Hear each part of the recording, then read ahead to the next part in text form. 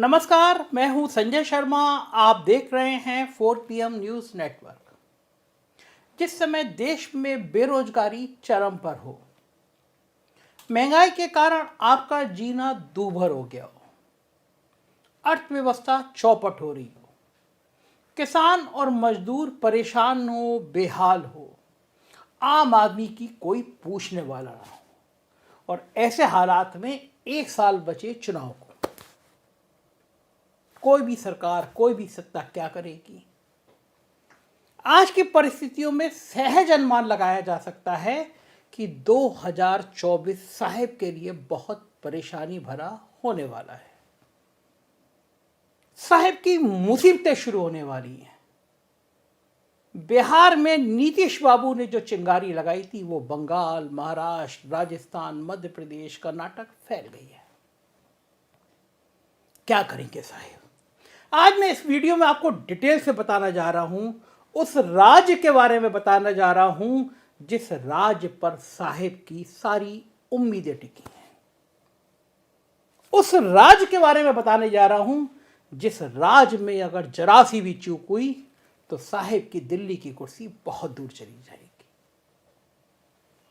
बात कर रहा हूं उत्तर प्रदेश की, सबसे ज्यादा सीटें देने वाला राज्य, और यही राज्य तय करेगा कि दिल्ली के सिंहासन पर साहिब बैठेंगे या फिर वो नेता विपक्ष होंगे। यहीं से साहिब आते हैं, यहीं से बनारस में चुन के जाते हैं। तो क्या है प्लान 2024 का यूपी के लिए? जो प्लान है, जो रणनीति है, वो पहले ही लीक हो गई। इस बार विपक्ष समझ गया है कि साहिब की चाल क्या है। विपक्ष समझ गया है कि गोदी मीडिया का खेल क्या है, और विपक्ष समझ गया है कि गोदी मीडिया और साहिब मिलके क्या काम करने जा रहे हैं। एक ही प्लान था, एक ही प्लान। हर तरफ कमंडल, हर तरफ मंदिर, हर तरफ हिंदू मुसलमान। तैयारी शुरू हो गई। गोदी मीडिया को करोड़ों का पैकेज दे दिया गया। गोदी मीडिया दिन भर चलाने लगा। अंबानी के चैनल दिन भर आग उगल ही रहे थे। अचानक राम मंदिर को लेकर तरह तरह की कमेंट शुरू हो गई, तरह तरह की कहानियां शुरू हो गई। मैं आज देश का सबसे बड़ा चैनल देख रहा था, वही चैनल जिस पे आजकल सुधीर चौधरी ब्रांड एम्बेसडर की तरह आते हैं। वही सुधीर चौधरी जो रिश्वत लेने में तिहाड़ की एक लंबी यात्रा करके आए, वही सुधीर चौधरी जो 2000 के नोट में चिप तलाश कर रहे थे, आजकल इस चैनल के वो हीरो बने हुए हैं, ब्रांड बने हुए हैं, इस चैनल की साख बने हुए हैं। तो जाहिर है ये चैनल क्या दिखाएगा। आज दिन भर जो चला रहा था, मैं उसके कुछ हाइलाइट्स आपके सामने दिखाना चाहता हूँ। देखिए, आप देख रहे होंगे स्क्रीन पर, हेडिंग है गूंजा श्री राम, अयोध्या चले शालिग्राम। स्वागत शालिग्राम, प्रकट होंगे श्री राम। स्वागत शालिग्राम, गूंजा जय श्री राम, अयोध्या चले शालिग्राम। अब आप बताइए, ये भाषा चैनल पे स्टोरी की, ये माहौल है, ये पिच है। मैंने शिशिर जी से, सूचना निदेशक से पूछा, जन सूचना अधिकार के तहत पूछा, RTI के तहत पूछा कि बताया जाए पिछले 3 सालों में किस चैनल को, किस अखबार को कितने रुपए के विज्ञापन दिए गए। ये RTI, आप भी पूछ सकते हैं, मैं भी पूछ सकता हूं। आपका पैसा है, मेरा पैसा है, टैक्स का पैसा है। एक बार आप भी ट्राई कर लीजिए। आप थोड़ा अपने भक्ति काल से बाहर निकल के आइए। आपका करोड़ों रुपए कहां जा रहे हैं, ये पूछिए। ये आपके बच्चे के फीस का पैसा, या आपकी सड़क का पैसा, या आपकी दवाई का पैसा, या आपका टैक्स का पैसा है। दावा कर रहा हूं, आप सूचना के अधिकार के तहत पूछेंगे, लेकिन शिशिर जी जवाब नहीं देंगे। मतलब सूचना विभाग जवाब नहीं देगा कि कितने करोड़ों रुपए का पैकेज इस चैनल को, इस तरह के तमाम चैनलों को दिया जा रहा है जिसमें वो जय श्री राम का नारा लगाते हुए दिखेंगे। बस कुछ ही दिन की बात है, इनके एंकर, इनके रिपोर्टर, इनके स्टूडियो में भगवा पहन के जय श्री राम का अंगोछा लगा के जय श्री राम का नारा लगाते हुए दिखाई देंगे। जब तक आपका खून उबाल ना मारने लगे, जब तक आपके रोम रोम में भगवान राम की अनुभूति ना होने लगे, तब तक चैनल चीख चीख के जय श्री राम कहेगा। साहब का आदेश है, इन चैनलों का आदेश है कि लोगों में वो गर्मी पैदा कर दो जिससे वे भूल जाएं कि उनके बच्चे की नौकरी नहीं लगी, वो भूल जाएं कि उनका पेट्रोल और डीजल कितना महंगा हो गया, वो भूल जाएं कि कोरोना में क्या हाल हो गया, वो भूल जाएं कि महंगाई और बेरोजगारी और खराब हालत देश की क्या है। बस वो याद रहे कि एक मंदिर बन रहा है। मीडिया मैनेज, मीडिया तैयार है ये सब करने के लिए। विपक्ष इस बात को पहचान गया। विपक्ष समझ गया कि अपनी सारी परेशानियों का इलाज सिर्फ और सिर्फ कमंडल है। अब क्या किया जाए? कमंडल की राजनीति से आगे कैसे निकला जाए? छोटी सी चिंगारी निकली बिहार से। बिहार के मिनिस्टर ने बयान दिया। रामचरितमानस के सुंदरकांड में, मेरे हाथ में भगवान श्री राम की पुस्तक है और एक चौपाई है, मैं पहले वो चौपाई पढ़ के आपको सुनाता हूँ। प्रभु भल कीन मोहे सुख दीनी, मर्यादा पुनि तुम्हारी कीनी, ढोर गवार शूद्र पशु नारी, सकल ताड़ना के हैं अधिकारी। फिर रिपीट कर रहा हूँ, ढोर गवार शूद्र पशु नारी, सकल ताड़ना के हैं अधिकारी। मैं भी सुंदरकांड पढ़ता था तो ये लाइन मुझे अटकती थी। मुझसे कहा गया था, एक जोशी थे, उन्होंने कहा कि हर शनिवार को सुंदरकांड का पाठ करा करो। मैं आस्तिक को पूजा करता हूँ, लेकिन मुझे लाइन बिल्कुल अच्छी नहीं लगती थी, ईमानदारी से अच्छी नहीं लगती थी। मुझे लगता था ये क्या लाइन है, ढोर गवार शूद्र पशु नारी, जे सब ताड़न के अधिकारी, सकल ताड़न के अधिकारी। शूद्र को और नारी के लिए ये शब्द कैसे इस्तेमाल किए जा सकते हैं, मुझे नहीं अच्छे लगते थे। मैं पहले तो शूद्र ब्राह्मण ठाकुर इन सब के पचड़ों में मुझे बहुत अच्छा लगता नहीं। इंसान होना जरूरी है ना, हम इंसान हैं, हम इस धरती पर आए, नाम शूद्र थे नाम ब्राह्मण थे, ये सब तो समाज ने बना दिया ना। व्यक्तियों में भेद कैसा किया जा सकता है? मगर इस देश की हकीकत ये है कि वाकई में ये भेद है, गांव देहात में आज भी है। तभी राजस्थान में एक दलित घोड़े पे बैठे हो कहता है तो उसकी हत्या हो जाती है। उत्तर प्रदेश के हाथरस में एक दलित लड़की को बेरहमी से रेप करके मार दिया जाता है। दलितों का आज भी हाल बुरा है ये हकीकत है। तब विपक्ष ने प्लान किया कि ये जो कमंडल की राजनीति है, ये जो कमंडल का गेम प्लान है, इसको सिर्फ और सिर्फ एक दांव से खत्म किया जा सकता है, वो है कि मंडल की राजनीति शुरू कर दो। जब अयोध्या में बाबरी मस्जिद का विध्वंस हुआ था, एक नारा लगा था, मिले मुलायम और काशी राम, हवा में उड़ गए जय श्री राम। और अखिलेश यादव ने इस प्लान को समझ लिया।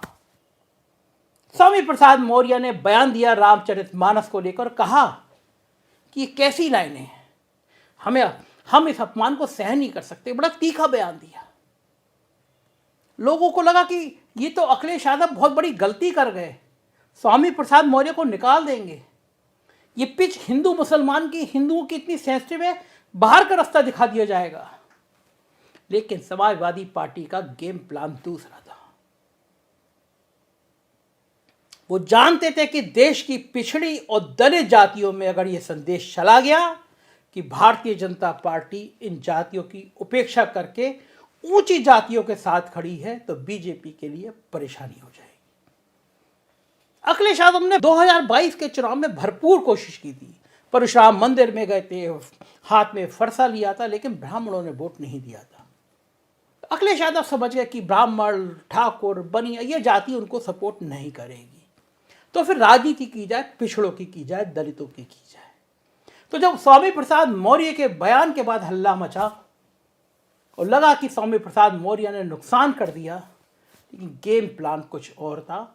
मैंने स्वामी प्रसाद मौर्य से बात की, कुछ प्रमुख अंश सुनिए आप। स्वामी प्रसाद जी अखिलेश जी के हितैषी या विरोधी हैं? आप हमेशा बैंड बजाने में लगे रहते हैं उनकी। मेरा बयान किसी पर हथौड़ा नहीं था, किसी की धार्मिक भावनाओं के लिए आहत करने के लिए नहीं था।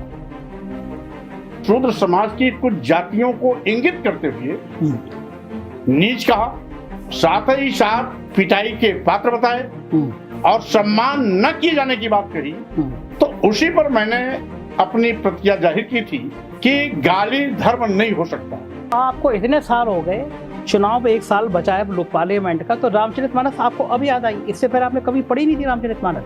सार्वजनिक मंचों से सैकड़ों बार इसी बात को मैं कह चुका हूं, लेकिन बहस का विषय, देशव्यापी बहस का विषय ये पहली बार बना। तो आपने इतना तीखा कहाँ बोला था? पहले आप हल्का फुल्का बोल दिया करते थे, अब तो आप सीधा सीधा रामचरितमानस, जो करोड़ों हिंदुओं की आस्था का केंद्र है, दलित भी पढ़ते हैं, पिछड़े भी पढ़ते हैं, तो आप अब उन करोड़ों लोगों की भावनाओं पर आप सीधा अटैक कर रहे हैं। चौपाई के कुछ हिस्से जिसको प्रतिबंधित किया जाए या संशोधित किया जाए, ये मेरी मांग थी। अच्छा, कौन संशोधित करेगा? तुलसीदास जी के ऊपर क्या आएंगे संशोधित कर? आपने ऐसा गेम खेल दिया कि वो जो पिछड़ी जातियां, दलित जातियां, निशाना आपका सब समझ रहे हैं, आपका निशाना है चुनाव में पिछड़ी और दलित जातियों को गोलबंद करने का। खेल यही है आपका। आप जिस रामचरितमानस की बात करते हैं, हमने उस रामचरितमानस में कोई उंगली उठाई नहीं, सब तो कह, लेकिन सब उसको सम्मान करते हैं। आप करते हैं तो उसी चौपाई का वो अंश ले लीजिए। जाकी रही भावना जैसी, प्रभु मुहूर्त देखी दिन तैसी। ठीक बात। योगी जी तो भगवान बुद्ध की बात कर रहे हैं, बौद्ध धर्म की बात नहीं कर रहे, वो हिंदू धर्म की बात कर रहे हैं। हिंदू धर्म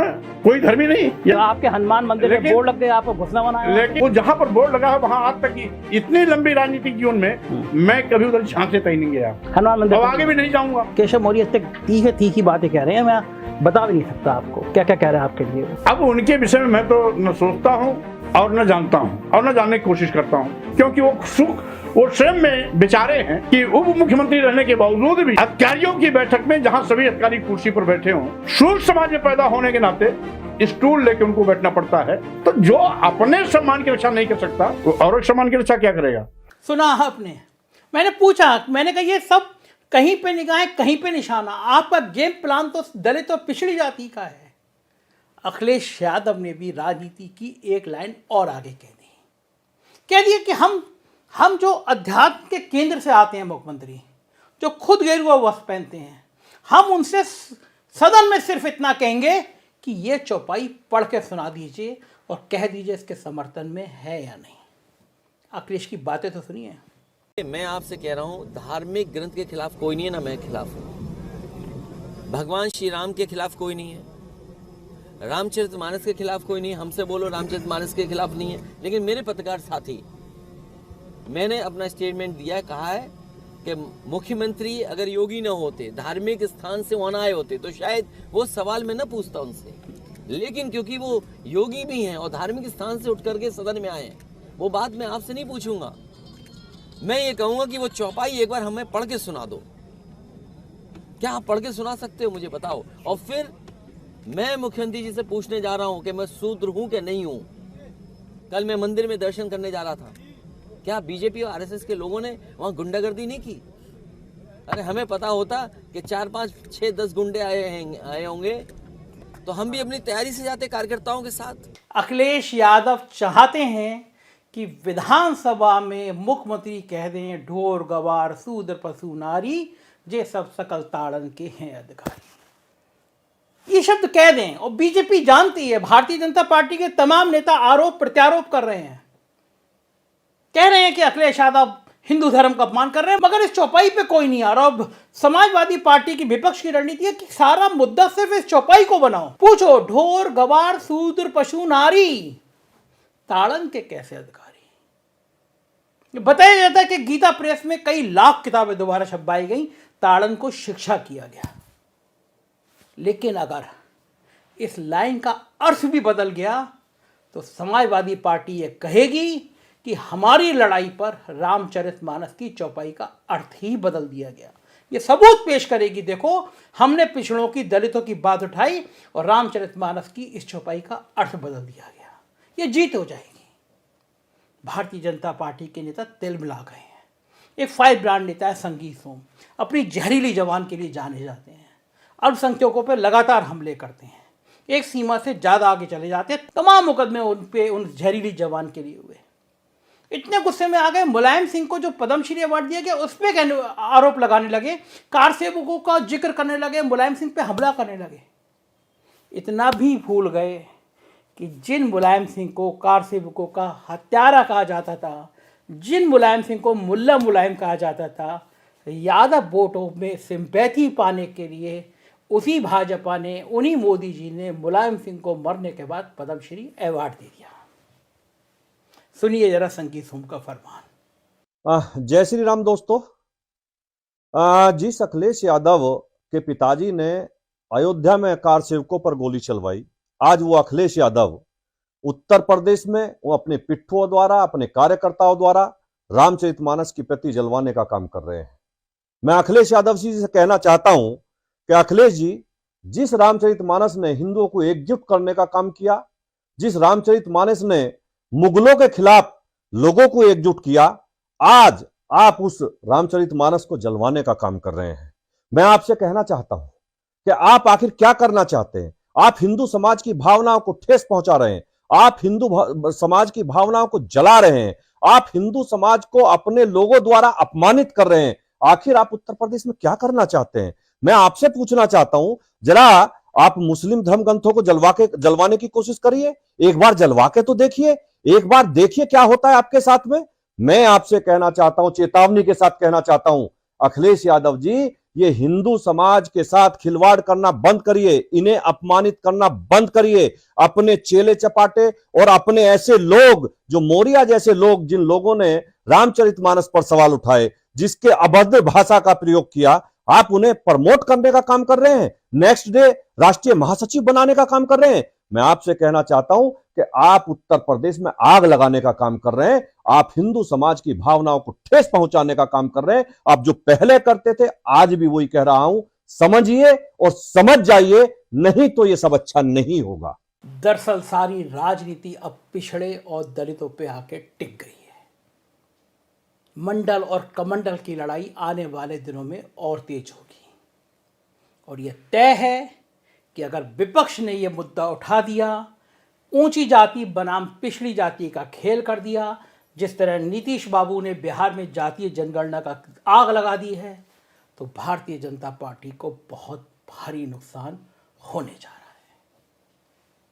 भाजपा चाहती है धर्म का इतना उफान कर दो, मीडिया का इतना प्रचार कर दो कि मंडल कमंडल गड़बड़ हो जाए, सिर्फ कमंडल दिखाई दे, सिर्फ मंदिर दिखाई दे, जातियों की गोलबंदी टूट जाए, और विपक्ष चाहता है कि मंदिर की राजनीति पे जातियां भारी पड़ जाएं।